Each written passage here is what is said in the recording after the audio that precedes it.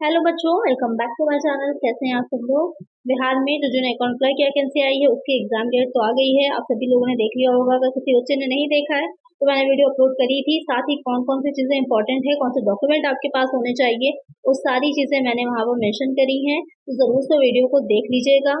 आज की वीडियो में बहुत ही इंपॉर्टेंट टॉपिक हमारा रहने वाला है। जैसे कि आप स्क्रीन पर देख रहे होंगे, रेशियो एनालिसिस, जो कि आपके एग्जाम में बहुत से इसमें से न्यूमेरिकल भी आते हैं, थ्योरी क्वेश्चंस भी पूछे जाएंगे। तो ये आपका आज का टॉपिक रहेगा कि बहुत से बच्चे कह रहे थे कि मैम एक जगह पर सारे जो इसके फॉर्मूलाज होते हैं वो दे दीजिएगा। वैसे फॉर्मूलाज बहुत हैं, इतने सब तो आप नहीं याद कर सकते हैं क्योंकि बहुत सारा सिलेबस है, बहुत सी चीजें आपको और भी पढ़नी है। लेकिन जो इंपॉर्टेंट है उसको मैं टिक कर दूंगी, तो उसको जरूर से या तो स्क्रीनशॉट ले लीजिएगा या तो कहीं पर नोट करके रखिएगा। और बाद में हम इसके एमसीक्यूज भी सॉल्व करेंगे। तो लास्ट तक वीडियो में बने रहिएगा क्योंकि एक बार आप पढ़ भी लेंगे साथ में, उसके बाद साथ में एमसीक्यूज भी सॉल्व कर लेंगे तो आपको अच्छे से लर्न हो जाएगा। तो आइए शुरू करते हैं। लेकिन शुरू करने से पहले मैंने चीज देखी है, बहुत से बच्चे देखते तो हैं वीडियो लेकिन उन्होंने अभी तक सब्सक्राइब नहीं किया है। तो प्लीज सब्सक्राइब कर लीजिए। सब्सक्राइब करने में कुछ नहीं जाता है, इतना तो आप कर ही सकते हैं। तो सब्सक्राइब जरूर किया करिए और वीडियो को लाइक भी किया करिए। और जैसे कि आप स्क्रीन पे देख रहे होंगे, यहाँ पर मैंने जो इम्पोर्टेंट नोट्स हैं उसकी एक प्लेलिस्ट बना दी है, जिसमें कि आपके जो सेक्शन 10 है उसमें जो इम्पोर्टेंट चीजें दे रखी हैं जो आपको पढ़ना है, वो वहाँ पर मैंने उसकी एक अलग से वीडियो है। और साथ में ही जो कॉस्ट अकाउंटिंग में जो आप लोग का रीऑर्डर लेवल है, मैक्सिमम लेवल है, इससे रिलेटेड जो क्वेश्चन आपके पूछे जाते हैं उसकी वीडियो है। तो ये वाले देख लीजिए एक बार, बहुत ही इंपॉर्टेंट नोट्स हैं जिससे कि आपको हेल्प मिलेगी। और ये वीडियोस भी इसी में ही ऐड होगी। और साथ में और भी वीडियोस जिससे रिलेटेड आपके इंपॉर्टेंट पॉइंट्स मुझे लगेंगे कि एग्जाम में पूछे जा सकते हैं, तो वो भी शॉर्ट नोट्स की तरह आपकी इसमें ऐड हो जाएगी। इस प्लेलिस्ट को जरूर से देख लीजिएगा, लिंक आपको डिस्क्रिप्शन में मिल जाएगा इस वीडियो के। चलिए इसमें देखते हैं। सबसे पहले जो रेशियो आता है, तो इस तरह से भी पूछा जा सकता है कि जो प्रॉफिटेबिलिटी रेशियो होते हैं वो कौन से होते हैं। तो जर्नल प्रॉफिटेबिलिटी रेशियोज में आपके जो मेनली आते हैं, पहला आ जाता है सकल लाभ अनुपात, ग्रॉस प्रॉफिट। सिंपल है, कुछ नहीं करना है। ऊपर ग्रॉस प्रॉफिट हो जाएगा, नीचे नेट सेल हो जाएगा इनटू 100। और इसको हम परसेंटेज में निकालते हैं, प्रतिशत में निकालते हैं। ये अलग ही इंपॉर्टेंट है, न्यूमेरिकली पूछेगा। सेल दे रखी होगी, ग्रॉस प्रॉफिट होगा, नेट सेल दे रखी होगी। ध्यान रखिएगा, जहां जहां पर भी नेट सेल लिखा हो तो उसका मतलब सिंपल सी बात यह है कि जो सेल्स होगी उसमें से जो सेल रिटर्न है उसको आप लेस कर देंगे, सेल्स रिटर्न को। तो आपकी निकल करके क्या आ जाती है, जो नेट सेल है वो निकल आती है। तो इसको याद रखिएगा, कहीं पर भी नेट सेल लिखी हो तो उसका मतलब यहाँ पर यही रहेगा। अगर सेल रिटर्न नहीं दे रखा है तो कोई बात नहीं, सीधे से सेल्स लिख दीजिए। अगर दे रखा है तो उसको लेस करके दिखाना है। सेकेंड ये वाला भी इंपॉर्टेंट है, नेट प्रॉफिट रेशियो। इसमें आपको ग्रॉस प्रॉफिट की जगह नेट प्रॉफिट रख देना है। क्वेश्चन में दे रखा होगा, नहीं तो साथ में कुछ और चीजें एक्स्ट्रा बता देगा, उसको लेस कर दीजिएगा, नेट प्रॉफिट निकल आएगा। अपॉन नेट सेल इनटू 100, ये भी परसेंट में आएगा। नेट ऑपरेटिंग प्रॉफिट रेशियो, ये जो रेशियो होता है नेट ऑपरेटिंग प्रॉफिट होगा अपॉन नेट सेल्स इनटू 100 करके निकाला जाएगा। उसके बाद आ जाता है ऑपरेटिंग रेशियो, ये काफी इंपॉर्टेंट है। इसमें आपको हो सकता है कॉस्ट ऑफ गुड्स सोल्ड निकालने को दे दे, एग्जैक्टली निकाल के ना दी गई हो, आपको क्वेश्चन में निकालने को दे दे। तो कई बार मैंने आप लोगों को जो क्वेश्चन सॉल्व करवाए हैं वहां पर बताया है कि कैसे निकाली जाती है कॉस्ट ऑफ गुड्स सोल्ड। फिर आ जाता है ऑपरेटिंग एक्सपेंसेस। जो ऑपरेटिंग एक्सपेंसेस दे रखे होंगे उसको ऐड कर दीजिएगा, अपॉन वही नेट सेल इनटू 100 हो जाएगा। ये वाला कोई इतना इंपॉर्टेंट नहीं है। विशिष्ट व्यय अनुपात अगर दे रखा हो तो कोई भी एक्सपेंस दे रखा होगा उसको ऊपर रखिएगा, नीचे नेट सेल दे रखी होगी वो रखिएगा, इनटू 100 निकल आएगा आंसर। तो ये चार बहुत इंपॉर्टेंट है, इनको जरूर याद रखिएगा क्योंकि ये क्वेश्चन में आपके पूछे जा सकते हैं। नेक्स्ट इसमें देखते हैं, नेक्स्ट वाला जो इसमें ये आपके ओवरऑल प्रॉफिटेबिलिटी है। जो ऊपर आपने क्वेश्चन देखे वो जर्नल प्रॉफिटेबिलिटी थे, यहाँ पर जो है ये आपका ओवरऑल प्रॉफिटेबिलिटी है। ये आपके तो उसमें भी कई तरह के दे रखे हैं। तो ज्यादा पूछा जाता है अगर हम उसकी बात करें तो यहाँ पर रिटर्न ऑन प्रॉपर्टीज फंड और शेयर होल्डर्स इन्वेस्टमेंट, इस पर ये आपके ज्यादा पूछा जाता है। तो नेट प्रॉफिट, यहाँ पर एक चीज ध्यान देने वाली है कि बिफोर या आफ्टर ये चीज होती है। तो यहाँ पर after interest and tax upon share holders fund into 100। Share holders fund कैसे निकालना है, यहाँ पर शेयर होल्डर लिखा है, तो जब शेयर होल्डर लिखा होगा तो उसमें आपकी जो इक्विटी होती है, इतना ऐसे डीपली नहीं पूछेगा, हो सकता है इसका फॉर्मूला मेनली पूछ ले। इक्विटी है और साथ में प्रेफरेंस दोनों को ऐड किया जाता है और रिजर्व एंड सरप्लस जो होता है वो आ जाता है। और साथ में किसी भी तरह की जो फिक्टिशियस एसेट होती हैं, काल्पनिक संपत्तियां होती हैं, उनको घटा दिया जाता है। तो निकल के आपका शेयर होल्डर्स फंड आ जाता है। इस तरह से इसको सॉल्व करेंगे। और अगर समता कोषों पर है तो समता कोषों पर जब हम निकालते हैं return on equity share holders fund निकालते हैं तो वहाँ पर हम net profit after interest and tax, यहाँ पर सेम वही चीज है जो ऊपर वाले था, उसमें कुछ आपको नहीं चेंज करना। यहाँ पर सिर्फ आपको प्रेफरेंस डिविडेंड को लेस कर देना, क्योंकि हम इसके लिए निकाल रहे हैं इक्विटी के लिए, यहाँ प्रेफरेंस की बात नहीं हो रही है, तो प्रेफरेंस का हम डिविडेंड निकाल देंगे और साथ ही इक्विटी शेयर होल्डर्स का जो फंड होगा उसमें से भी हम प्रेफरेंस कैपिटल जो यहाँ पर हमने ऐड करी थी उसको भी निकाल देंगे। तो सिर्फ क्वेश्चन को ध्यान से आप अगर समझे तो वहाँ पर इतना डिफिकल्ट नहीं होगा, क्वेश्चन में ही आंसर छुपा रहता है। समता अधिकारी की बात की जा रही, इक्विटी शेयर होल्डर्स की बात की जा रही, तो यहाँ पर हम प्रेफरेंस को नहीं देखेंगे, उसके डिविडेंड को भी घटाएंगे, उसकी कैपिटल को भी घटाएंगे, बाकी सेम फॉर्मूला रहेगा आपका, इंटू 100 कर देंगे, आपका निकल आएगा। तो ये दो बहुत ही इंपॉर्टेंट है जो कि आपके एग्जाम में पूछे जा सकते हैं, इनको मैंने टिक कर दिया। और भी दे रखे हैं लेकिन ये कोई स्पेशली पूछे नहीं जाते हैं। हाँ, कैपिटल एम्प्लॉयड का फॉर्मूला क्या होता है, कभी कभी ये पूछ लिया जाता है नेट कैपिटल एम्प्लॉयड का, तो इसको अलग से नोट कर लीजिए कैसे निकाली जाती है। Total asset minus current liability और शेयर, या फिर ये एक फॉर्मूला है पूरा, total asset minus current liability, और ये जो है ये आपका सेकंड फॉर्मूला यहाँ से आ जाता है, ये एक है, ये सेकंड फॉर्मूला। दूसरा तरीका होता है निकालने का, शेयर कैपिटल जोड़िए, रिजर्व एंड सरप्लस उसमें ऐड कर दीजिए, लॉन्ग टर्म लायबिलिटीज ऐड कर दीजिए, तो निकल के आपकी नेट कैपिटल आ जाती है। वैसे ज्यादा इजी क्या रहेगा आपके लिए, क्वेश्चन पे डिपेंड करता है वैसे तो, लेकिन अगर टोटल एसेट में से आप करंट लायबिलिटीज को लेस कर दीजिए, टोटल एसेट है यहाँ पर, करंट एसेट नहीं है बच्चे, कंफ्यूज मत होइएगा आप लोग। करंट एसेट में से करंट लायबिलिटी को लेस करते हैं, वर्किंग कैपिटल निकलती है। टोटल एसेट जिसमें फिक्स्ड और करंट दोनों ऐड होती हैं, उसमें से जब हम लेस करते हैं करंट लायबिलिटी को, तो वहां पर हमारी नेट कैपिटल एम्प्लॉयड निकलती है कि कितनी एक्चुअल में हमारे बिजनेस में कैपिटल लगी हुई है, वो कैपिटल निकल करके आती है। तो यहाँ पर ये वाला फॉर्मूला उसके बाद उसका हो जाता है, ये फॉर्मूला ऊपर दे रखा था। यहाँ पर नेट प्रॉफिट बिफोर इंटरेस्ट, यहाँ पर आफ्टर नहीं बिफोर, यानी कि पहले आपको लेस नहीं करना है, पहले आपको नेट प्रॉफिट यहाँ पर रखना है, उसके बाद कैपिटल एम्प्लॉयड इनटू 100 करके निकाल देना है। ये वाला भी इंपॉर्टेंट है, ये भी पूछा जाता है। प्रति अंश अर्जन, अर्निंग पर शेयर कैसे निकाला जाएगा। जो नेट प्रॉफिट अवेलेबल होता है इक्विटी शेयर होल्डर्स के लिए, अपॉन में हो जाता है नंबर ऑफ इक्विटी शेयर्स, जितने भी इक्विटी शेयर, क्योंकि अर्निंग पर शेयर जो ईपीएस निकल रहा है यहाँ पर इक्विटी शेयर्स के लिए निकल रहा है, तो जो नंबर ऑफ इक्विटी शेयर्स है वो अपॉन में हो जाएंगे, और जो नेट प्रॉफिट होगा अवेलेबल वो ऊपर आ जाएगा। तो बार डिवाइड कर दीजिए, कोई आपको रुपीज में निकल करके आएगा कि कितने होगा, 10 रुपए होगा, 20 रुपए होगा, डिपेंड करता है। तो इस तरह से उसको हम निकालते हैं। उसके बाद जो टर्नओवर रेशियोज होते हैं, ये तो कई बार मैं आप लोग को क्वेश्चंस में भी लगवा चुकी हूँ, तो ये आपको याद ही होंगे सारे रेशियोज, एक बार रिवाइज कर लीजिए। पहला हो जाता है इसमें स्कंद आवत, एसेट टर्नओवर, स्टॉक टर्नओवर जो होती है, इन्वेंट्री टर्नओवर या फिर मर्चेंडाइज टर्नओवर, इन तीनों नामों से दे रखी होगी एग्जाम में, कोई भी नाम से पूछ सकता है।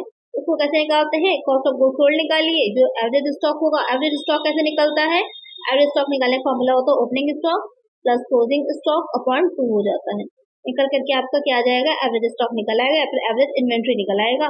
डिवाइड कर दीजिए, आपका स्टॉक टर्नओवर रेशियो निकल आएगा। कैसे निकलता है, टाइम्स में निकलता है ये। डेटर्स टर्नओवर रेशियो, ये भी इंपॉर्टेंट है। नेट क्रेडिट सेल, अब यहाँ पर आपके अगर टोटल सेल दे रखी है तो उसमें से क्वेश्चन आपको बताएगा तो 25% या क्रेडिट सेल है, या ये कहते हैं कि 75% कैश सेल है। सिंपल सी बात है, अगर 75% कैश सेल है तो माइनस कर दीजिएगा 25 को, तो 25% क्या हो जाएगी आपकी, 25% निकल के आ जाएगी हमारी क्रेडिट सेल, वो दे रखी होगी, उसमें से आपको निकाल लेना है। अपॉन में एवरेज रिटर्न सेम वैसे निकलेंगे, ओपनिंग और क्लोजिंग को ऐड करके अपॉन 2 कर दीजिए, और अगर डेटर और रिसेबल दोनों दे रखेंगे तो दोनों को ऐड करके अपॉन 2 कर दिया जाएगा, निकल आएगा। और एवरेज कलेक्शन पीरियड सेम इसी का ही आपका अपोजिट होता है इसी का, तो एवरेज डेटर ऊपर चले जाते हैं, नेट क्रेडिट से नीचे आ जाती है। मंथ में अगर आपके जो क्वेश्चन में ऑप्शंस मंथ में दे रखे हो तो 12 कर दीजिए, अगर डेज में दे रखे हो तो 365 कर दीजिए। ये भी आपकी डेज या फिर मंथ दोनों में निकल सकती है।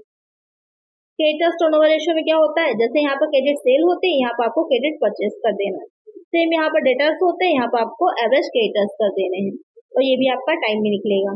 और इसी में ही अगर आपकी ये एवरेज पेमेंट पीरियड निकाले हम, तो एवरेज क्रेडिटर पेएबल सेम यही इसी का अपोजिट हो जाता है फॉर्मूला, कि एवरेज क्रेडिटर्स ऊपर चले जाएंगे, नेट क्रेडिट परचेज नीचे आ जाएगा, इनटू 365 और 12 कर दिया जाएगा। बहुत ही ईजी सा है ये, इसमें ज्यादा प्रॉब्लम नहीं होगी। और यहाँ पर ये वाला फॉर्मूला ये ध्यान में रखिएगा, वर्किंग कैपिटल टर्नओवर जो होता है, कार्यशील पूंजी आवर्त होता है, एक आपका रेशियो होता है, वर्किंग कैपिटल रेशियो होता है, और एक आपका वर्किंग कैपिटल टर्नओवर होता है, तो ध्यान में रखिएगा। इसे कैसे निकालते हैं, कॉस्ट ऑफ गुड्स सोल्ड को निकालेंगे, अगर नहीं कॉस्ट ऑफ गुड्स सोल्ड निकालने का कुछ है तो वहाँ पर सेल दे रखी होगी आपके क्वेश्चन में, उस सेल को रख दीजिएगा, अपॉन में वर्किंग कैपिटल निकालने का फॉर्मूला आपको पता है, current asset minus current liability निकल आएगा ये आपका। बहुत ही इजी सा है। उसके बाद और भी चीजें दे रखी हैं, टोटल एसेट का या फिर फिक्स्ड एसेट का, ये सब इतने इंपॉर्टेंट नहीं, ये नहीं पूछे जाते। जितने ऊपर इंपॉर्टेंट थे जो पूछे जाते थे उसको मैंने टिक कर दिया था, उसको जरूर से नोट कर लीजिएगा। यहाँ पर ये दोनों बहुत ही इंपॉर्टेंट है और ये आपको मैं कई बार करवा चुकी हूँ, तो इसमें आपको कोई प्रॉब्लम होनी ही नहीं चाहिए। एक आपका करंट रेशियो है या फिर इसको वर्किंग कैपिटल रेशियो भी बोलते हैं, भी मैंने बताया था आपको कि एक होता है वर्किंग कैपिटल टर्नओवर, एक होता है वर्किंग कैपिटल रेशियो। तो जो करंट रेशियो है उसी को वर्किंग कैपिटल रेशियो भी बोलते हैं। ये क्वेश्चन भी पूछ सकता है कि चालू अनुपात को किस नाम से बुलाते हैं, या ऐसा से कह दे कि कार्यशील पूंजी अनुपात निकालिए, वहां पर सारी चीजें दे देगा, तो आपको कंफ्यूज नहीं होना, आपसे करंट रेशियो ही पूछा जा रहा है। Current asset upon current liability. Ideal level क्या होता है, 2:1, इसको याद रखिएगा, ये पूछ सकता है। क्या आदर्श स्तर क्या है, 2:1 होता है। और लिक्विड, अर्थक्वेक और एसिड टेस्ट रेशियो, ये तीनों एक ही रेशियोज हैं, इनको भी याद रखिएगा। सरल, त्वरित, अम्लपरक, तीनों को याद रखिएगा, ये एक ही रेशियोज होते हैं। अक्सर यहाँ वो बच्चे कंफ्यूज होते हैं।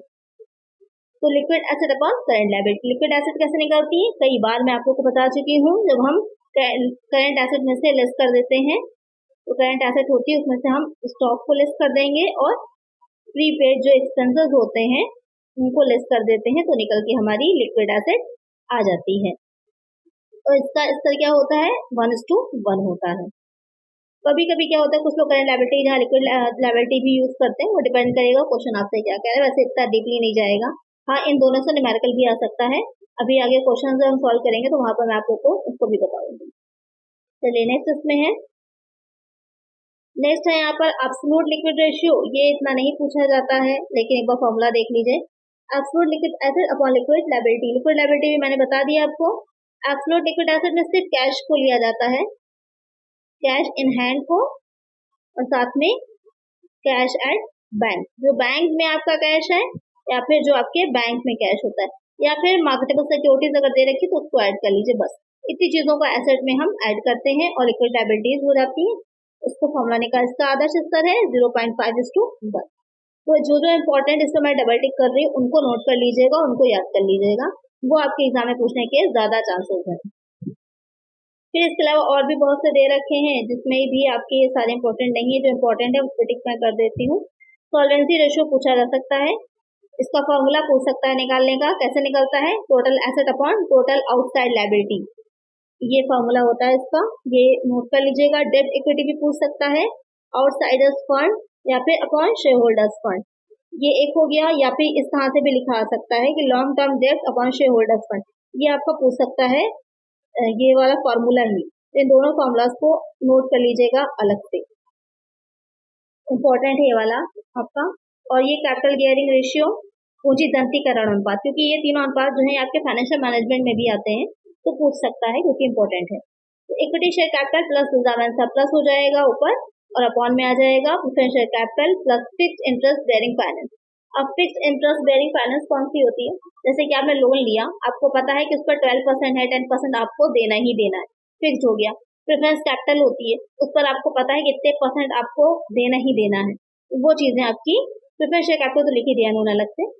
और फिक्स्ड इंटरेस्ट बेयरिंग में लोन आपका आ जाएगा, डिबेंचर जो होते हैं वो आ जाएंगे, उनको आपको लिखना है। तो कैपिटल गियरिंग रेशियो निकल आएगा। इसका न्यूमेरिकल बहुत मुश्किल है पूछना, यहाँ पर पूछेगा तो आपसे सिर्फ उसे फॉर्मूला ही पूछेगा। तो ये आपके इंपॉर्टेंट हो गए। इसके अलावा बस इतना ही चीजें हैं जो आप याद कर लीजिए अच्छे से, यही मेन आपकी इंपॉर्टेंट है जो आपके एग्जाम में पूछी जा सकती है। इस पर मैंने डबल टिक करा था, उसको अलग से नोट कर लीजिएगा या फिर स्क्रीनशॉट ले लीजिएगा। अब इसके कुछ MCQ सॉल्व कर लेते हैं, जिससे आपको और अच्छे से कंफर्म हो जाए कि क्या किस तरह से सॉल्व करना है, क्वेश्चन किस तरह से बनेगा। तो यहाँ पर पहला क्वेश्चन है, जैसे कि स्कंद आवर्त अनुपात है, स्टॉक टर्नओवर रेशियो है, मतलब किस तरह का रेशियो है। तो अभी आपको एक हेडिंग भी मैंने दिखाई थी सबकी, कौन किसके अंदर आ रहा है। तो ये लिक्विड रेशियो है, सॉल्वेंसी है, प्रॉफिटेबिलिटी है, एक्टिविटी रेशियो, किस तरह का रेशियो है। तो अगर हम इसकी बात करें ये किस तरह का रेशियो है, तो स्टॉक टर्नओवर रेशियो जो होते हैं वो आपके हो जाते हैं एक्टिविटी रेशियो में आते हैं, क्रियाशीलता अनुपात में आते हैं, कि कितना एक्टिव है बिजनेस आपका, उसको दिखाते हैं। फिर आ जाता है नेक्स्ट वाला, यदि संचालन अनुपात 70% है, शुद्ध लाभ अनुपात होगा। इफ द ऑपरेटिंग रेशियो है 70%, the net profit ratio will be. बहुत अच्छा क्वेश्चन है ये भी। ये कह रहा है कि अगर आपका ऑपरेटिंग रेशियो 70% है तो नेट प्रॉफिट रेशियो कितना होगा। ये चीज ध्यान में रखिएगा कि ऑपरेटिंग रेशियो और net profit ratio is equal to होता है 100। इन दोनों को अगर हमने ऐड कर दिया तो हमारा निकल करके 100 आ जाता है। तो हमें ऑपरेटिंग रेशियो अगर पता है तो उसमें से 100 में से हम 70 को लेस कर देंगे तो हमारा क्या निकल के आ जाएगा, 30 निकल करके आ जाएगा। ये 30% क्या हो जाएगा, हमारा नेट प्रॉफिट रेशियो हो जाएगा। करेक्ट आंसर क्या हो जाएगा, ऑप्शन बी हो जाएगा। तो अगर इस तरह के क्वेश्चन आते हैं तो बस आपको ये पता होना चाहिए कि कैसे इसको निकाला जाता है, बहुत ही ईजी हो जाएगा क्वेश्चन को सॉल्व करना। नेक्स्ट है कि चालू अनुपात का आदर्श स्तर है। Ideal level of current ratio is 4:1, 2:1, 1:1 और 0.5:1। क्या था इसका जो चालू अनुपात था, करंट रेशियो था 2:1। करेक्ट आंसर है ऑप्शन बी। ये किसका था, ये लिक्विड रेशियो का था।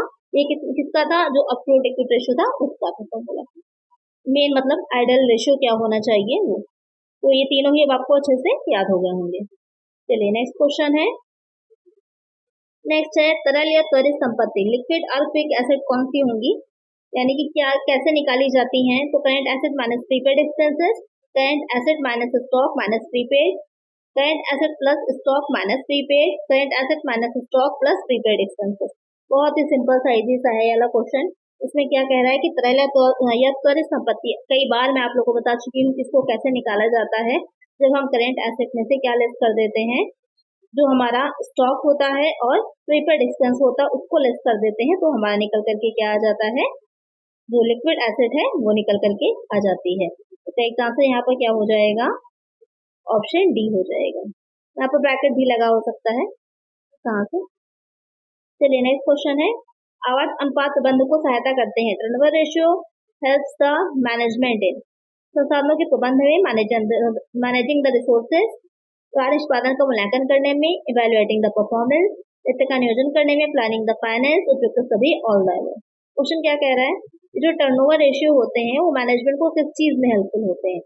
तो टर्नओवर रेशियो आवर्त अनुपात जो होते हैं क्या बताते हैं, जो आवर्त अनुपात या टर्नओवर रेशियो होते हैं वो हमको हेल्प करते हैं कि किस तरह से जो परफॉर्मेंस है किस तरह की है उसको एवेल्युएट करने में मेनली क्या होता है, हम हेल्पफुल होते हैं परफॉर्मेंस को, क्योंकि वो एक्टिविटी को बताते हैं। टर्नओवर रेशियो जो होते हैं वो आपके एक्टिविटी रेशियो होते हैं। आवर्त अनुपात ये हमको ये बताते हैं कि बिजनेस कितना एक्टिव है। अब हमारा स्टॉक टर्नओवर हमको ये बता रहा है कि स्टॉक जो है किसी एक निर्धारित अवधि में एक सर्टेन पीरियड में कितनी बार बदल रहा है, कितनी बार हम उसको ऑर्डर कर रहे हैं, उस चीज को बता रहा है कि कितना ज्यादा स्टॉक हमारा लग रहा है। तो ये किस चीज को बताएंगे, परफॉर्मेंस जितनी अच्छी होगी उतना ज्यादा प्रोडक्शन अपना कर पा रहे हैं उसको बताएगा। करेक्ट आंसर होगा हमारा ऑप्शन बी। नेक्स्ट क्वेश्चन है तरल संपत्तियों में से कौन सी शामिल नहीं है, which is not including fixed asset, stock, debtors, cash at bank, cash in hand. तो क्या क्विक एसेट में शामिल नहीं होता, सिंपल रहतिया नहीं शामिल होगा, स्टॉक को हम शामिल नहीं करते। करेक्ट आंसर है ऑप्शन ए। तो अगर आप अच्छे से एक बार चीज को समझ लेंगे तो जितने भी क्वेश्चन आपके आ जाए आपके लिए सब बहुत ही इजी हो जाएंगे। चलिए नेक्स्ट क्वेश्चन है, ये आपका न्यूमेरिकल है। डेटर्स दे रखे हैं 40,000 के, बिल्स रिसीवेबल है 20,000, क्रेडिट सेल है आपकी यहाँ पर 2,40,000। आपको क्या निकालना है, average collection period in month. मैंने पहले कहा था कि क्वेश्चन में आपको बता देगा कि मंथ में निकालना है या डेज में आंसर होगा तो डेज में निकालना है, मंथ में आंसर होगा तो मंथ में निकालना है। अब यहाँ पर जो क्वेश्चन कह रहा है उसको सॉल्व करते हैं। यहाँ पर ओपनिंग क्लोजिंग कुछ नहीं दे रखा है तो हम डायरेक्ट ही निकालेंगे। तो यहाँ पर फॉर्मूला आपको याद था, ही ऊपर क्या रखा जाता है, जो क्रेडिटर्स होते हैं और बिल्स रिसीवेबल होते हैं उनको रखते हैं। तो यहाँ पर 40,000 और ये 20,000 दोनों को ऐड कर लीजिएगा तो कितना आ जाएगा, 60,000 आ जाएगा। अपॉन में क्या आ जाएगा, तो क्रेडिट सेल डायरेक्टली आपकी दे ही रखी है 2,40,000 की, 2,40,000 की इनटू क्या हो जाएगा, मंथ में निकालना है 12 हो जाएगा। अब हम इसको सॉल्व कर लेंगे। सॉल्व करने के लिए क्या करेंगे, पहले 0 हटा दीजिए, फिर 6 से अगर आप डिवाइड कर रहे हैं 4 टाइम जाएगा, उसके बाद 4 से डिवाइड करिएगा 3 टाइम जाएगा। आंसर क्या आ जाएगा, 3 मंथ आंसर आ जाएगा। आपको डिवाइड करना भी आना चाहिए क्योंकि वहां पर आपको कोई कैलकुलेटर तो मिलना नहीं है, तो स्पीड जितनी अच्छी होगी आपकी उतनी इजीली आप आंसर निकाल पाएंगे और टाइम भी आपका सेव हो जाएगा। एक आंसर क्या हो जाएगा हमारा, ऑप्शन बी हो जाएगा। देखा कितना इजी था, बस आपको पता होना चाहिए कि फॉर्मूला क्या होता है। चलिए नेक्स्ट क्वेश्चन है, यहाँ पर तरलता की सबसे कड़ी जांच होती है। The most rigorous test is liquidity, current ratio, absolute liquid ratio, quick ratio, all the above. बहुत अच्छा क्वेश्चन है ये और कई बार पूछा गया क्वेश्चन है ये कि सबसे ज्यादा कड़ी जांच, मोस्ट रिगरस टेस्ट जो होता है लिक्विडिटी का वो कौन सा होता है, तो आपका एब्सोल्यूट लिक्विड रेशियो होता है। एक आंसर क्या हो जाएगा ऑप्शन बी, क्योंकि इसमें सिर्फ क्या होता है लिक्विड एसेट को ही शामिल किया जाता है, cash in hand, cash at bank को या फिर मार्केटेबल सिक्योरिटीज जो होती है सिर्फ उनको शामिल करते हैं। चलिए नेक्स्ट क्वेश्चन है,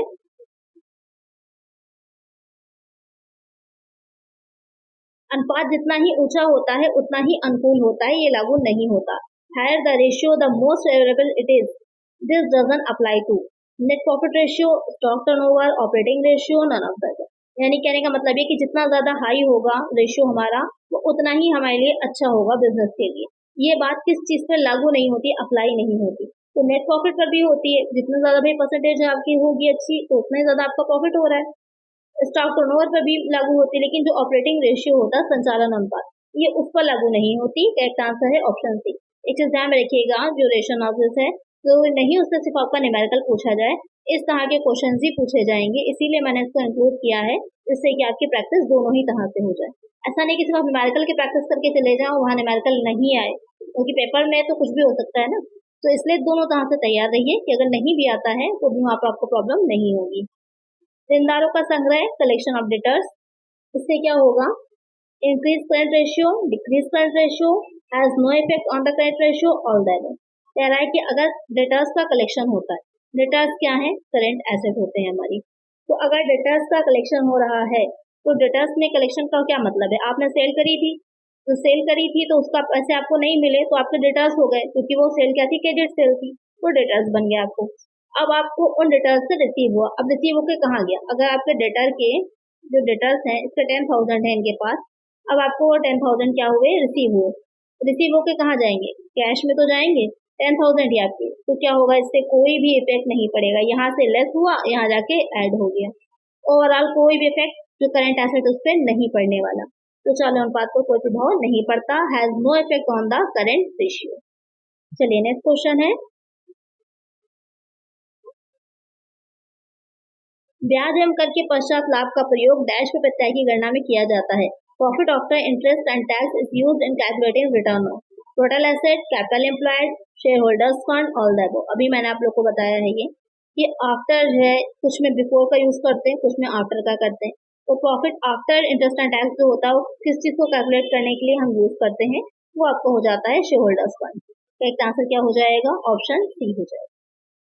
नेक्स्ट क्वेश्चन है, अब ये भी फिर आपका न्यूमेरिकल हो जाता है। यहाँ पर क्या कह रहा है, जो करंट रेशियो है 2.7:1 है, क्विक रेशियो 1.8:1 है, करंट लायबिलिटी 60,000 है, आपको क्या निकालना है, वैल्यू ऑफ स्टॉक, स्टॉक की वैल्यू निकालनी। कई बार इस क्वेश्चन को मैं आप लोग को सॉल्व करा चुकी हूँ कि कैसे निकाला जाएगा। इसको तो मैंने इनफैक्ट पूछा था और अलग से आपको सॉल्व भी कराया था, आप लोगों से पूछा तो उसका सॉल्व भी कराया था।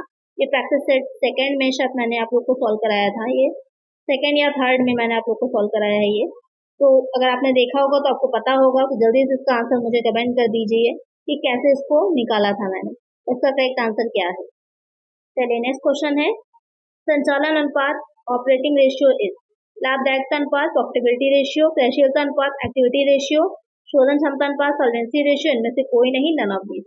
तो ऑपरेटिंग रेशियो, संचालन अनुपात जो है किस तरह का रेशियो है, किसमें ये आता है, तो ये आपका आ जाता है प्रॉफिटेबिलिटी रेशियो में। एक आंसर क्या हो जाएगा, ऑप्शन ए होगा। आदर्श अम्ल परीक्षा अनुपात, आइडियल एसिड टेस्ट रेशियो क्या होगा, तो आपको पता ही है इसका जो आइडियल होता है यानी कि अम्ल प्रेशर का एसिड टेस्ट रेशियो का क्या हो जाता है, वो होगा आपका 1:1 हो जाता है।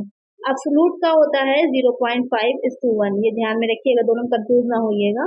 अम्ल परीक्षण की बात अगर कर रहे हैं, एसिड टेस्ट की बात कर रहे हैं, तो यहाँ पर लिक्विड रेशियो की बात की जा रही है, उसका 1:1 ही होता है, और एब्सोल्यूट लिक्विड रेशियो का 0.5:1 होता है। अक्सर बच्चे यहाँ पर कंफ्यूज हो जाते हैं, तो इसको अलग से कहीं नोट भी कर लीजिएगा, तो इससे क्या आपको याद रहे। नेक्स्ट क्वेश्चन है,